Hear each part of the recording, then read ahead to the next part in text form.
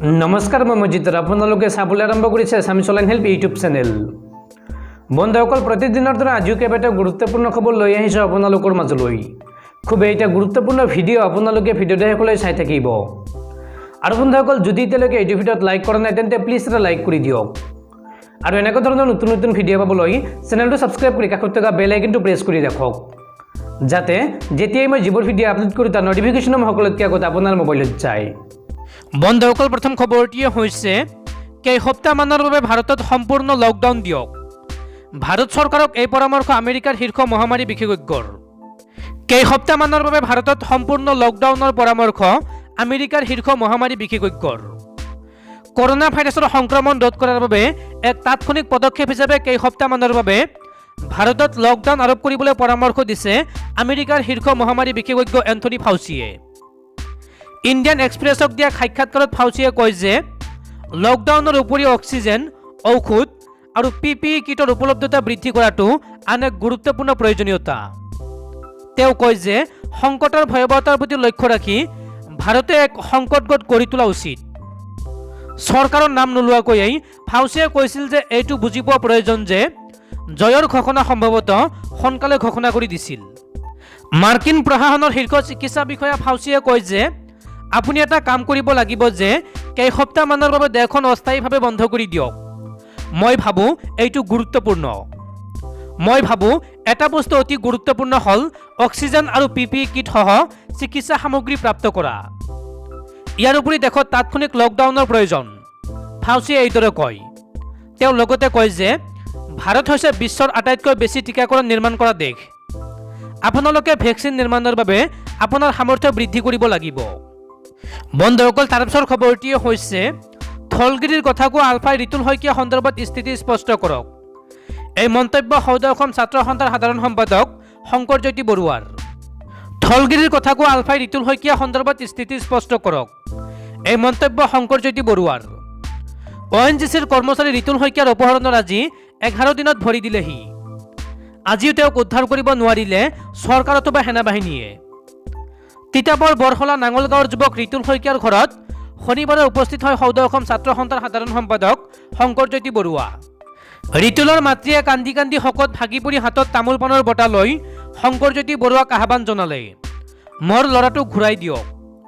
সাংবাদিকৰ লগত হোৱা কথা বাৰ্তাত আছুৰ সম্পাদক শংকৰজ্যোতি বৰুৱাই ৰিতুল শইকীয়া অপহৰণ সম্পৰ্কত আলফাক স্থিতি স্পষ্ট কৰিবলৈ আহ্বান জনায়। থলগিৰিৰ কথা কোৱা আলফাৰ এনে কাৰ্য কেতিয়াও মানি ল'ব নোৱাৰি বুলি উল্লেখ কৰে ছাত্ৰ সন্থাৰ সম্পাদকগৰাকীয়ে।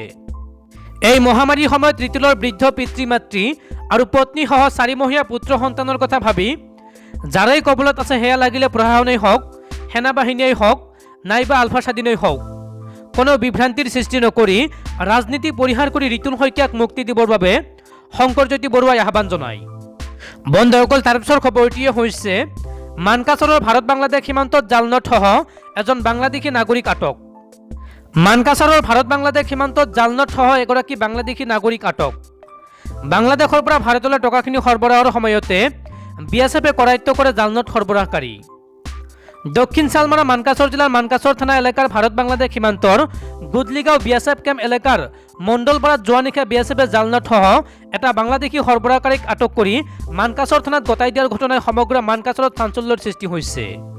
উল্লেখযোগ্য যে মানকাছৰৰ ভাৰত বাংলাদেশ সীমান্তত থকা 6 নং বিয়ান BSFে সীমান্তৰ কাইটিয়া তাৰৰ বেৰৰ কাষত পহৰা দি থকা অৱস্থাত কাইটিয়া তাৰৰ বেৰৰ ওপৰেদি বাংলাদেশী লোক এজনে ভাৰতলৈ প্ৰৱেশ কৰাৰ চেষ্টা কৰে। তেনে সময়ত টহলদাৰী 6 নং বিয়ান BSFৰ সঞ্জয় চৌধুৰী নামৰ জোৱানজনে বাংলাদেশী সৰবৰাহকাৰীটোক কৰায়ত্ব কৰি তেওঁৰ পৰা নগদ 19,500 টকা ভাৰতীয় জালনোট জব্দ কৰে। ধৃত বাংলাদেশীটোক বাংলাদেশৰ কুৰিকাম জিলাৰ ৰৌমাৰী থানা এলেকাৰ হাতকৰাইবাৰী গাঁৱৰ আবু বক্কৰৰ পুত্ৰ ৰাছিদুল ইছলাম 22 বছৰ বুলি চিনাক্ত কৰা হৈছে। BSFে ইতিমধ্যে জালনোটসহ বাংলাদেশীটোক মানকাছৰ থানাত গতাই দিয়াত আৰক্ষীয়ে তেওঁক মাৰাথন জেৰা চলাই থকা পৰিলক্ষিত হৈছে। জানিব পৰা মতে বাংলাদেশীটোক আজি নিশা আৰক্ষীয়ে গ্ৰেপ্তাৰ কৰি অহা সোমবাৰে আদালতলৈ প্ৰেৰণ কৰিব। বন্ধুসকল তাৰপিছৰ খবৰটি হৈছে সমগ্ৰ দেশতে পুনৰ দ্ৰুতগতিত বৃদ্ধি পাই আছে কৰোনা ভাইৰাছত আক্ৰান্ত হোৱা আৰু মৃত্যু হোৱা লোকৰ সংখ্যা। ভাৰতত বিগত 24 ঘণ্টাত নতুনকৈ 4 লাখৰো অধিক লোক আক্ৰান্ত হৈছে মহামাৰী COVID-19ত। দেশত কোভিডৰ সংক্ৰমণ বৃদ্ধি পাইছে। বিগত 24 ঘণ্টাত দেশত সৰ্বাধিক লোক আক্ৰান্ত হয় কোভিড-19ত। এদিনতে দেশত 4,01,993 জন লোক আক্ৰান্ত হৈছে মহামাৰী কোভিড-19ত আৰু 3,523 জন লোকৰ কোভিডত আক্ৰান্ত হৈ মৃত্যু হৈছে। 2,99,988 জন লোক কোভিডত আক্ৰান্ত হৈ আৰোগ্য লাভ কৰিছে বিগত 24 ঘণ্টাত। ইফালে দেশত বৰ্তমানলৈকে কোভিডত আক্ৰান্ত হৈছে 1,91,64,969 জন। বৰ্তমানলৈকে ভাৰতত কোভিডত আক্ৰান্ত হৈ মৃত্যু হৈছে 2,11,853 জন আৰু বৰ্তমানলৈকে দেশত 15,49,89,635 জন লোকক প্ৰদান কৰা হৈছে কোভিড ভেকচিন।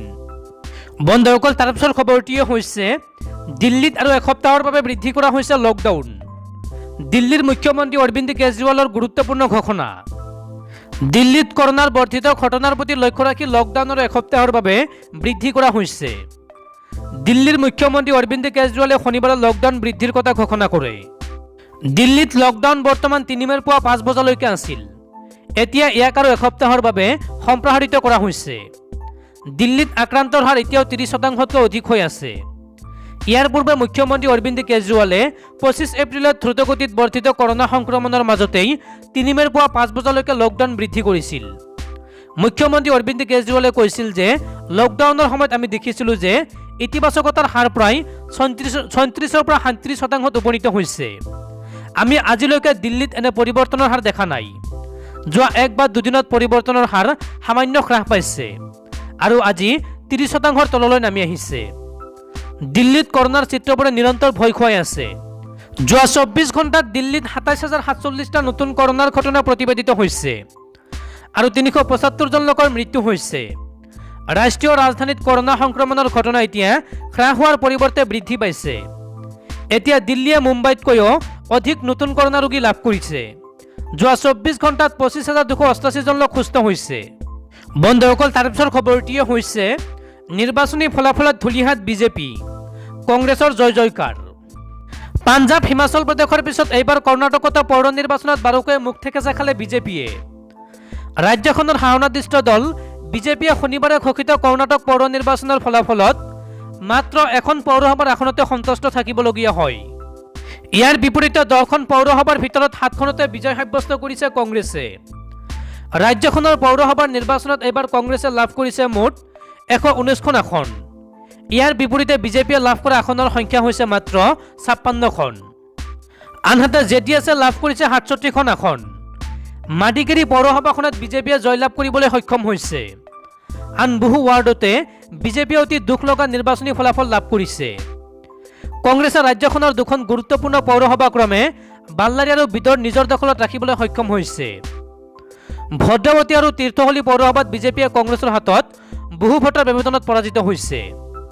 কৰ্ণাটকত বিজেপিয়ে নানান কূটকৌশলৰ আশ্ৰয় লৈ চৰকাৰ গঠন কৰা বুলি অভিযোগ উঠি থকাৰ সময়তে শনিবাৰে ঘোষিত পৌৰ নিৰ্বাচনৰ ফলাফলে বিজেপিৰ প্ৰতি যে ৰাজ্যখনৰ সাধাৰণ জনতাৰ আস্থা নাই তাকে প্ৰমাণ কৰা বুলি বিভিন্ন মহলত আলোচনা হোৱা পৰিলক্ষিত হৈছে। ভোটগণনা অন্ত পৰাৰ পিছতেই কৰ্ণাটক কংগ্ৰেছৰ সভাপতি শিৱকুমাৰে ৰাজ্যবাসীক ধন্যবাদ জ্ঞাপন কৰি টুইট কৰিছে। টুইটত বিজেপিয়ে কৃতকৰ্মৰ ফল ভোগ কৰা বুলি তেওঁ মন্তব্য কৰিছে। বন্ধুসকল, তাৰপিছৰ খবৰটিয়ে হৈছে পেট্ৰল ডিজেল গেছ নালাগে, চাৰ্জ দিলে চলিব মাৰুতি ছুইফ্ট। এবাৰ চাৰ্জ দিলে চলিব 250 কিলোমিটাৰ পৰ্যন্ত। বৈদ্যুতিক গাড়ী খণ্ডটো ভাৰতীয় বজাৰত যথেষ্ট দ্ৰুতগতিত জনপ্ৰিয় হৈ উঠিছে। এই শাখাত ষ্টাৰ্টআপ কোম্পানীৰ পৰা স্থানীয় স্তৰলৈ বাহনবোৰ বৈদ্যুতিক কিটৰ দ্বাৰা সংশোধন কৰা হৈছে। নৰ্থিয়া মটৰ স্পৰ্টৰ দ্বাৰা নিয়মীয়া মাৰুতি ডিজেৰ ছেডান বৈদ্যুতিকৰণৰ দ্বাৰা একেধৰণৰ সংশোধন কৰা হৈছে। নৰ্থিয়া মটৰ স্পৰ্টে বৈদ্যুতিক বাহনৰ অংশ আৰু উপাদান বিক্ৰী কৰে। মাৰুতি সুজুকিৰ মালিক হেমন্ত দাভাৰে কৈছিল যে ছুইফ্টৰ বৈদ্যুতিক প্ৰকাৰটো এনেধৰণে সংশোধন কৰা হৈছে যি গাড়ীৰ ড্ৰাইভিং ষ্টাইল আৰু শক্তি প্ৰভাৱিত নকৰে। গাড়ীখন বৰ্তমানৰ পেট্ৰল আৰু ডিজেল প্ৰকাৰৰ দৰে শক্তিশালী হ'ব। ছুইফ্ট কেনেদৰে বৈদ্যুতিক কৰিব? কোম্পানীটোৱে এই ছেডান গাড়ীখনত ৰূপান্তৰ বৈদ্যুতিক কিট ব্যৱহাৰ কৰি নৰ্থিয়া মটৰ স্পৰ্টে দেখুওৱা গাড়ীখনৰ এটা ভিডিঅ' আপলোড কৰিছে। এই ভিডিঅ'টোত কোম্পানীটোৱে এই গাড়ীখন এখন অবৈদ্যুতিক গাড়ীৰ পৰা বৈদ্যুতিক গাড়ীলৈ ৰূপান্তৰ কৰিছে। ইয়াত বিশেষত্ববোৰ আছে কোম্পানীটোৱে বৈদ্যুতিক গাড়ীখনত এখন বাহন নিয়ন্ত্ৰণ গোট VCU যোগ দিছে। এই গাড়ীখনক ইয়াৰ বিদ্যমান প্ৰণালী যেনে ষ্টেৰিং নিয়ন্ত্ৰণ, তৰণ পেডেল, AC প্ৰণালী আদি পৰিচালনা কৰিবলৈ অনুমতি দিয়ে। এই গাড়ীখনৰ ট্ৰেন্সমিশ্যন মেনুৱেলভাৱে ৰখা হৈছে, ইয়াক সলনি কৰা হোৱা নাই। কোম্পানীটোৱে এই গাড়ীখনৰ ইঞ্জিনৰ সলনি এটা মটৰ আৰু ফুয়েল টেংকৰ সৈতে বেটাৰী পেক লৈছে। এই সকলোবোৰ পৰিৱৰ্তনে গাড়ীৰ ভিতৰৰ স্থান হ্ৰাস কৰা নাই। কোম্পানীটোৱে গাড়ীখনত 15 kW পাৱাৰ মটৰ ব্যৱহাৰ কৰিছে, যিয়ে 35 kW সৰ্বোচ্চ শক্তি উৎপাদন কৰে। গাড়ীখনক IPU 67 ৰেটিং দিয়া হৈছে, যিয়ে ইয়াক পানীৰ চিলিঙৰ পৰা সুৰক্ষিত কৰিব। এই গাড়ীখনত AC ব্যৱহাৰৰ বাবে এটা মটৰ আছে। এই গাড়ীখন প্ৰতি ঘণ্টাত 160 কিলোমিটাৰ বেগত যাবলৈ সক্ষম। গাড়ীখন সম্পূৰ্ণ চাৰ্জ কৰিবলৈ 8 ঘণ্টা সময় লয় আৰু একক চাৰ্জত 250 কিলোমিটাৰ ড্ৰাইভিং পৰিসৰ প্ৰদান কৰে।